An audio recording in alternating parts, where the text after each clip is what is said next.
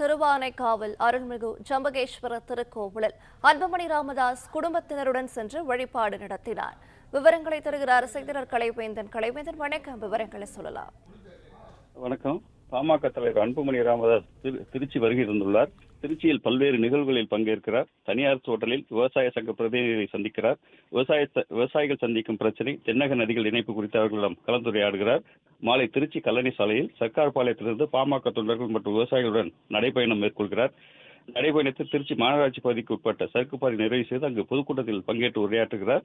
தற்போது திருவானைக்காவல் ஜம்புகேஸ்வர அகிலாண்டேஸ்வரி கோயிலில் தனது மனைவி சௌமியாவுடன் சுவாமி தரிசனம் செய்து வருகிறார். அந்த காட்சிகளை தற்போது நாம் பார்த்து வருகிறோம். ஜம்புகேஸ்வரர் சன்னதி, அம்மன் சன்னதிகளில் சுவாமி தரிசனம் செய்கிறார். இதனைத் தொடர்ந்து ஸ்ரீரங்கம் அருள்மிகு அரங்கநாத சுவாமி கோயிலில் சுவாமி தரிசனம் செய்ய உள்ளார்.